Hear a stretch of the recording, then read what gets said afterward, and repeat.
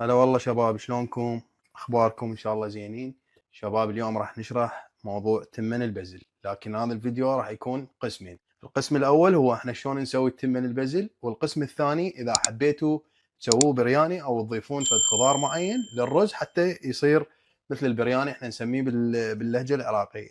فهسه عندنا هذا الجلاس، تشوفون حجمه يبين بالتصوير او ما يبين. هذا الجلاس عندي تقريبا يسوي 3 مواعين وسط، فانتم على حسب الرغبه تجربون تشوفون شنو اللي يكفيكم، بعدين تحددون الكميه. هنا عندنا زيت زيتون للي يحب يخلي، او اللي يحب عندنا هذا البخاخ يعني يحب يستخدمه. انا اليوم راح استخدم زيت زيتون، وعندي بهارات برياني راح نستخدمها، وعندي ماجي سائل او هيجي قوامه، انتم ما اعرف اذا عندكم طوز او غير شيء. المهم اخواني، بعدها راح نغسل التمن ونرجع نكمل الفيديو. ابقوا وياي حتى نكملها اول باول وتشوفون طريقتي بتمن البزل شلون. شباب هنا نقعنا التمن وغسلناه وخليناه شويه بالمي على مود يذب النشا مالته، لانه احنا نريده فد شيء صحي ودايت وللناس اللي يتمرنون. فنخليه شويه بالمي لمده 5 دقائق، وراها نغسله وننشفه ونكمل الفيديو. اخوان هسه خلينا مي حار فوروه، انا هيك الطريقه اللي اسوي بيها. ونشعل النار جوا ونخلي فور عندنا، وبعدها نكمل الفيديو. هسه احنا التمن عندنا دا يتنقع، وراها راح نغسله ونضيفه على المي بعد ما يفور. شباب مثل ما تشوفون هسه قام يفور عندنا المي، راح نجيب التمن اللي نقعناه وغسلناه، وراها ننزله بالجدريه اللي فورنا بيها مي. ما تشوفون هيك، نحاول ناخذه كله وننزله شويه شويه بالجدريه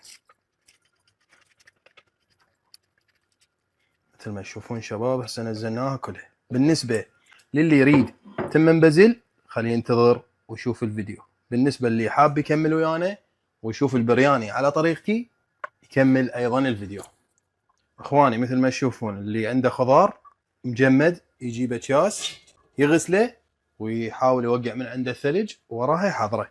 هسه مثل ما تشوفون الرز بلش يفور المي مالته، نقلبه هيك تقليبه خفيفه وننتظره لحد ما يصير نتاكد منه انه استوى، خلينا نقول 80%. وهسه اخواني ناخذ حبايه ونتاكد انه الرز استوى عندنا. بعد شويه بقوه ننتظره بعد. اخواني هسه بين ما يصير عندنا الرز حطيته على عين ثانيه، راح نبلش نسوي البرياني. اللي حاب يكمل الفيديو ويشوف الطريقه اللي راح نسوي بيها البرياني. اول شيء نضيف الزيت اخواني، الكميه اللي انتم تشوفوها مناسبه. انا بالنسبه لي ما احب اكثر زيت، يعني نخلي هالكميه. نحتاج شويه بهذا التمن زيت، وانتم بعد من تشيكون اول طبخه ثاني طبخه راح تعرفون المقادير المضبوطه مالتكم. انا احب اقلل.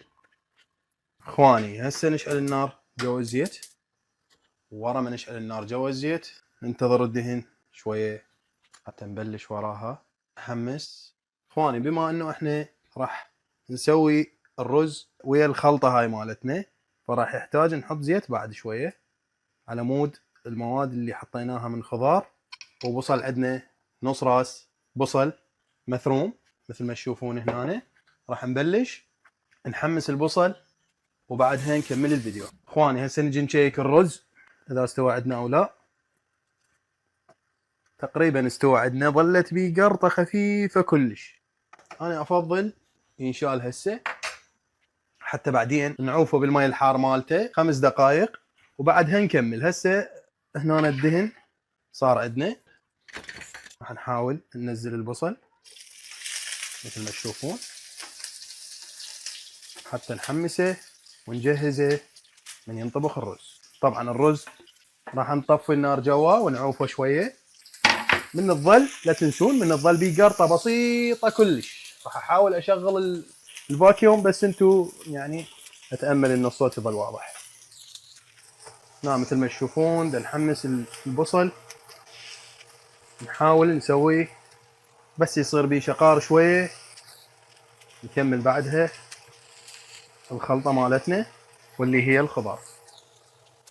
اخواني ما ضفنا اي ملح ولا اي بهارات لحد هاي اللحظه بالفيديو. تمام. هسه راح اقول لكم ايش وقت راح تخلون البهارات، ايش وقت راح تخلون الملح. هسه احنا هنا التمن تقريبا جهز، نحاول نصفيه هسه بمصفي. راح اشوفكم المصفي اللي انا استخدمه، هذا المصفي كلش كافي.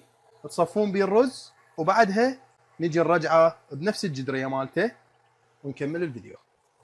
اخواني مثل ما تشوفون هسه البصل اخذ شقار شويه، والرز خليناه بالمصفي يصفي المي مالته كامل حتى لا يعجن عندكم، هذا الشيء جدا مهم.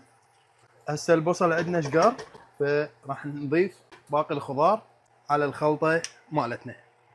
تشوفون اخواني زين الخضار ابدا لا تتقيدون بالخضار، يعني اللي حاب يضيف بوتيتا، اللي حاب يضيف، انا هاي جاهزه عندي بيها لوبيا، تقدرون تضيفون فطير، تقدرون تضيفون بطاطا، حسب انتم شنو حابين تضيفون عليها.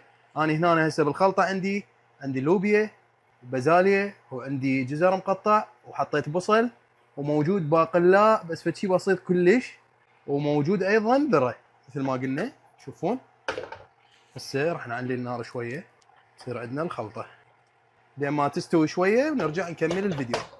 اخواني هسه من استوى الخضار تقريبا 40%، راح نجي نصيت النار طبعا عليه، اني نعليها شويه ونضيف البهارات حسب براحتكم. انا لهنا ما حطيت ملح لانه راح احط ماجي دجاج، وماجي الدجاج هو اساسا يسوي ملوحه بالاكل، وانا اساسا ما احب الملح، فهذا يبقى بكيفكم انتم. الماجي اللي عندي هيك كريمي، يعني انا احط تقريبا 3/4 الخاشوقه مال الاكل مثل ما تشوفون.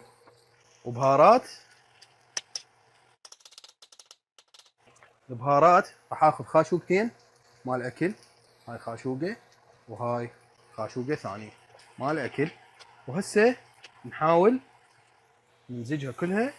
تشوفون انا البهارات اللي حطيتها بهارات برياني عراقي، فانتو اللي يتابعني شنو حاب تضيف في حال ما تواجدت انتو تقدرون تسوون بهارات وتسوون الخلطه اللي تناسبكم. طبعا بهارات البرياني مكوناتها دارسين، نومي بصره، فلفل اسود، تقدرون تسووها وترتبوها. طبعا اللي يريد يحب ويا الخضار يخلي فلفل بعد، هذا همين هو حسب شنو يحب. بس احنا مبدئيا سوينا ان شاء الله بالفيديوهات الجايه راح نحاول نسوي نفس الخلطه لكن نضيف وياها لحم او نضيف وياها قطع دجاج، وانا افضل صدور الدجاج لانه انا احبها وشي صحي وجدا مفيد، بروتين عالي. اليوم حبيت اسوي لكم الرز خضار فقط، وبالنسبه للاخوان اللي طلبوا من عندي كيفيه عمل الرز المبذول فاني قلت اسويه واصوره حتى تشوفوا، وان شاء الله تعجبكم الطريقه. واريد الكل يجرب، وبعد ما يجرب يعلق لي على الفيديو.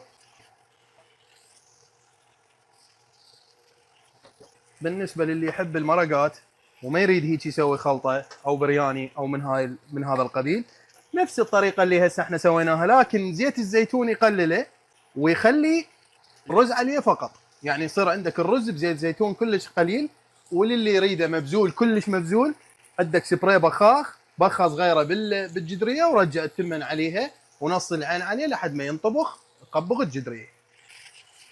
هذا الرز اللي حكينا عليه، هذا رز ينأكل ويا شغلات مروقات احنا نسميه، يعني فاصوليا، باميه، شنو اللي موجود عندك تقدر تاكلها برز ابيض، او تحب رز ولبن رائب يعني تقدر تاكل. تقدر طبعا وهم اكو عندي اكثر من طريقه انا اسوي بيها. صدر الدجاج اسوي ويا الرز باكثر من طريقه، وحتى ريزو صحي هم سويت وحنسويها بالايام الجايه ان شاء الله.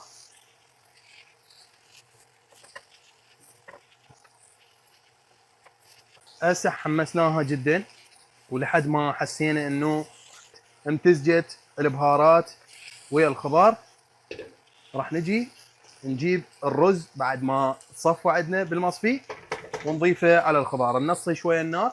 هسه انا سويت هذا الرز اللي عندي راح انزله نفس مكان الخلطه. اخواني هسه بعد ما ضفنا الرز راح نقلب مثل ما تشوفون بهالطريقه. ونحاول نمزج الرز ويا الخلطه مال الخضار اللي عندنا ويا البهارات، تمتزج امتزاجه قويه، ونتاكد انه المواد كلها تجانست. شوفوا شلون صار عندنا الشكل اخوان، مثل ما تشوفون اخواني شلون صار عندنا بهالطريقه. هسه ايش راح نسوي؟ على مود نقبغه ونخليه ينطبخ على البخار. راح نعوفه شويه هنا نص النار الاخير، وناخذ نفس الجدريه اللي سوينا بيها الرز وصفيناه، حتى مثل ما تشوفون حتى نقدر نسد عليها النار. هسه راح نحاول ننزلها شويه شويه. جدريه طبعا لازم حاميه شويه. انا النار جواها مشغلها حتى لا يلزق عندنا، واهم شيء انا ما اريده يعجن، لان هوايه ما يحبون التمن يكون معجن، وانا اكره التمن معجن، احب الحبايات تكون متفرقه كما تشوفون. وهسه نعدله بهالطريقه هاي، وننص النار عليه على عين وسط او صغيره، يعني انا افضل صغيره حتى ما يحترق عندك وما يلزق ويتهدر وتصير الحبايه مفرقه. هسه راح نشيل هاي هنا نحطها، ونشيله نحطه على العين الصغيره. طفي هاي العين هنا، هاي اشتغلت عندنا. نحاول ننصيها قدر المستطاع ونقبض الجدر، ونكمل وياكم بعد ما يستوي واشوفكم القوام مالته والحبايه شلون صارت. اخواني هسه نجي ورا 10 دقائق نتاكد من الرز مالتنا، ونقلب ونشوف اذا يحتاج تقليبه صغيره. مثل ما تشوفون الرز عندنا ابدا ما عجن، يحتاج شويه بس نعلي النار بعد ونعوفه. وراها راح اشوفكم الطريقه اللي انطبخ بيها، حتى مثل ما تشوفون لون التمنايه تغير لانه تهدر وعلى البخار عفنا. شباب هسه نجي نتاكد من عنده بعد ما علينا النار شويه. مثل ما تشوفون طبخ عندنا صار حبايه حبايه. هسه راح نجي نخليه بهالطريقه مثل ما تشوفون. هاي فكره صغيره للتقديم، اللي حاب يضيف وياها لبن رائب، لبن يوناني، او هاي الالبان يقدر بعدها. مثل ما تشوفون هنا نحاول نمليها على مود نقدمها بالطريقه الصحيحه، شيء مرتب وحلو وبسيط. كما تشوفون اخواني هاي الطريقه للي حاب يسوي هاي الفكره البسيطه. مثل ما تشوفون هسه هاي صارت عندنا وجاهزه للاكل، تقدر تضيف وياها لبن. وبالنسبه لطريقه الرز المبذول نفس الطريقه لكن بدون الخضروات، زيت قليل بالطاوه وبعدين تحول الرز بيه، وايضا تراجعه بنفس الجدر وتقبغه على نار هاديه تخليه يتهدر. صراحه نذوقه واعطيكم رايي. رهيب، طعم رهيب، لكنه صار شويه فاهي لانه اني ما خليت ماجي هوايه. المهم اخواني نرجو انه تدعمونا باللايك والسبسكرايب. قناه جديده تحتاج تفاعل حتى انزل لكم كل الاكلات الصحيه واكلات جديده من دايت مان. وتحياتي لكم، مع السلامه.